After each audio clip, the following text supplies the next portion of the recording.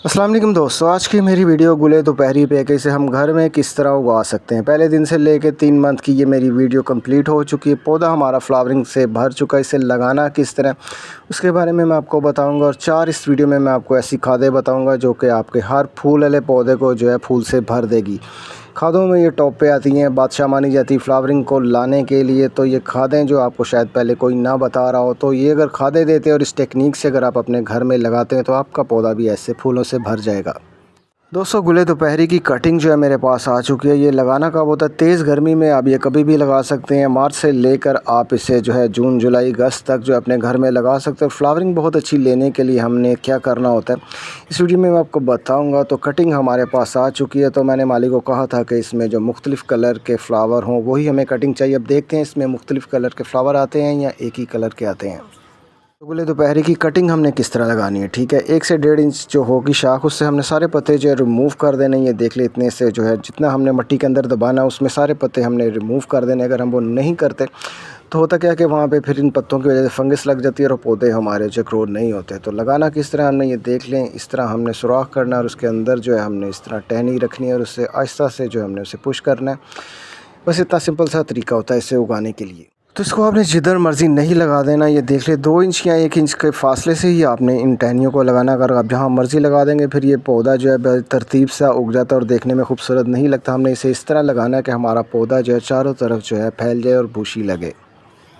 दोस्तों, कटिंग जो है हमने लगा दी है। इतने गैप से ही लगानी है जितना मैंने आपको बताया, ताकि हमारा पौधा जो है सही तरह ग्रोथ कर सके। बिल्कुल साथ साथ अगर लगा देते हैं तो फिर ये ग्रोथ उसकी सही नहीं होती। इतने गैप के साथ आपने सारी शाखें लगा देनी। फ़ौरन आपने पानी दे देना। सिर्फ 2 दिन जो है आपने इसे मॉर्निंग के 1 घंटा धूप में रखना। उसके बाद जो है फुल सनलाइट में आप कर देंगे, पौधा हमारा ग्रो करना शुरू हो जाएगा। और पहली बार हमने इसे अच्छी तरह पानी देना है।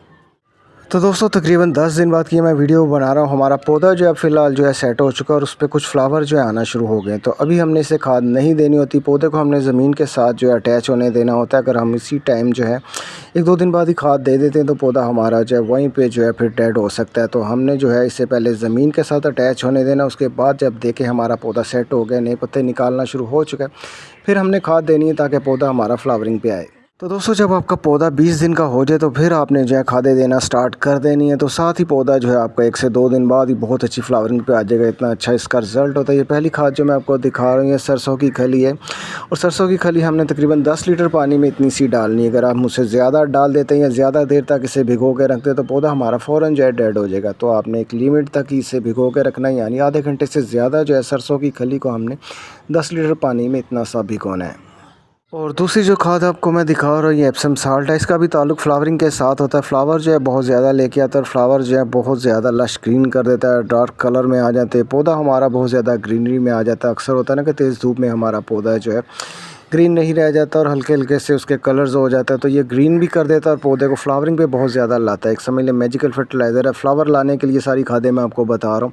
चाहे फलदार पौधा हो, कोई भी फ्लावरिंग वाला पौधा हो, आपने जो है इतना सा एप्सम साल्ट लेना है। 10 लीटर पानी है तो उसमें हम इसे डालेंगे तो इसका रिज़ल्ट आप देखेंगे जो मैंने आपको दिखाया कितना अच्छा रिज़ल्ट मिला। ये सारी खादें जो है फ्लावरिंग लाने के लिए पौधों को मजबूर करती हैं। तो इसके अलावा आप समझ लें कि कोई भी खाद ऐसी नहीं होती जो पौधे को फ्लावरिंग की तरफ। ये तीसरी जो खाद आपको मैं दिखा रही हूँ बोरान है। बोरान का ताल्लुक भी फ्लावरिंग के साथ होता है। फ्लावरों को गिरने नहीं देता और बहुत ज़्यादा जो है फ्लावर पौधे के ऊपर ले आता है। अगर हम इस स्टेज के ऊपर DAP या यूरिया या गोबर की खाद दे देते हैं, उसमें नाइट्रोजन ज़्यादा होता है तो पौधा हमारा जब बहुत तेज़ी से बढ़ना शुरू हो जाता है तो वो फ्लावरिंग की तरफ नहीं आता, ठीक है। आपने वो खादें रोक देनी है और जो मैं आपको खादें बता रहा हूँ आपने देनी है। 3 से 4 दिन में ही आपको रिज़ल्ट नज़र आ जाएगा। तो इतना सा बोरान जो है आपने 10 लीटर पानी में ऐड करना और आधे घंटे तक हमने ये सारी चीज़ें भिगोनी। उसके बाद हमने अपने पौधे को दे देना और पौधा आपको जो है फ्लावर दे देगा। इतना आसान काम है और इसके अलावा आपने कुछ नहीं करना। चौथी जो खाद आपको मैं दिखा रही हूँ ये पोटाश है। पोटाश का ताल्लुक भी है फ्लावरिंग लाने के लिए होता है। अगर फ्लावर आपके पौधे के ऊपर आ ही नहीं रहे होते तो फिर हम जो है पोटाश इस्तेमाल करते हैं। फल का साइज़ छोटा रह जाता है, फ्लावरिंग का साइज़ छोटा रह जाता है, पोटाश इस्तेमाल करते हैं। पोटाश एक बेहतरीन खादों में आती है। तो ये बहुत ज़्यादा पौधे को फ्लावरिंग की तरफ ले आता है। कोई भी पौधा आपके पास जिस पे आप फ्लावर लाना चाहते हैं तो पोटाश इतनी सी हम 10 लीटर पानी में ऐड करेंगे, पौधा हमारा जो है फ्लावरिंग पे आ जाएगा। अगर फल पे है तो फल जो है ड्रॉप नहीं होगा। मैजिकल फर्टिलाइज़र ये चारों हमने मिक्स करनी है आधे घंटे के लिए और उसके बाद जो है हमने अपने पौधों में डालनी है। 2 से 3 दिन बाद आपको रिजल्ट नज़र आ जाए। तकरीबन 30 मिनट बाद जो है ये खाद तैयार हो जाए। 30 से ज़्यादा जो है आपने सरसों की खली को जो है अपने जो पानी में भिगो के नहीं रखना, उसे निकाल देना है। तो यही खाद हमने अपने पौधों को देनी। पौधा हमारा जो है फुल फ्लावरिंग पे आ जाता है। इसका रिज़ल्ट भी आपको देखने के लिए कुछ ज़्यादा इंतज़ार नहीं करना पड़ता। 2 से 3 दिन बाद जो है आपका पौधा फ्लावरिंग पे आ जाएगा और बहुत ज़्यादा फ्लावरिंग पे आएगा। तो इसको पानी आपने कब देना होता है, जैसे ही इसकी सॉइल जो है ड्राई हो तभी से आपने पानी देना। अगर आप इससे ज़्यादा पानी देते हैं तो फिर ये पौधा जो है आपको फ्लावरिंग जो है देना बंद कर देता है। अब आपको मैं दूसरी टेक्निक बता रहा हूँ कि फ़्लावर ज़्यादा लेने के लिए हमने क्या करना था। जो हमारे पौधे के फ़्लावर जो हैं मुरझा जाते हैं उसे हमने जो है फ़ौरन कट कर देना है। तो वहीं से 2 से 3 शाखें निकलेंगी और उसके ऊपर जो है फ़्लावर आना शुरू हो जाएंगे। तो हमने जो है इसके ऊपर मुरझाए हुए फूल जो है रखने नहीं। अगर आप उसे उसके ऊपर ही लगा रहने देंगे तो फिर उसे वो सेव करने में लग जाएगा, पौधा उसे बचाने में लग जाता है, सारी एनर्जी उसी तरफ लगाना शुरू कर देता है। तो हमने इसकी जो शाखें हैं वो काटते रहना। फ्लावर जो होंगे मुरझा चुके होंगे वो फ़ौरन जो हमने इसके ऊपर से रिमूव कर देने। पानी हमने इसे ज़्यादा नहीं देना। अगर पानी ज़्यादा देते हैं फ्लावर जो है बहुत कम ये देगा। ये अपनी टहनियों के अंदर जो है पानी को जमा करके रखता है। और इसको धूप कितनी चाहिए होती है, इसे तकरीबन 7 से 8 घंटे फुल सनलाइट चाहिए होती है। और आपने हमेशा जो है इसे इस तरह टहनियों को कट करते रहना, यानी जो ऐसे आपने ज़्यादा बड़ा नहीं होने देना। अगर आप इसे 1 फुट से ऊपर, 2 फुट से 3 फुट से ऊपर जाने देंगे तो पौधा जो है फिर बढ़ता ही रहेगा, वो फ्लावरिंग की तरफ नहीं आएगा। तो आपने जब ये पौधा देख लें थोड़ा सा बड़ा हुआ तो हाथ से पंच करके इसकी शाख जो है आपने काट देनी, ज़्यादा इसे बड़ा नहीं होने देना। अगर आप इसे फॉलो करते हैं तरीक़ों को तो आपका गुले दोपहरी जो आपको फ़्लावर देना शुरू कर देगा। इतना आसान तरीका है गुले दोपहरी से फ़्लावर लेने के लिए। तो ये बाकी जो पौधों के ऊपर भी टिप्स काम कर सकती है। आपके पास कोई भी फ्लावरिंग वाला पौधा है तो इसी तरीके से जो आपको फ़्लावर जो है बहुत ज़्यादा दे सकता है।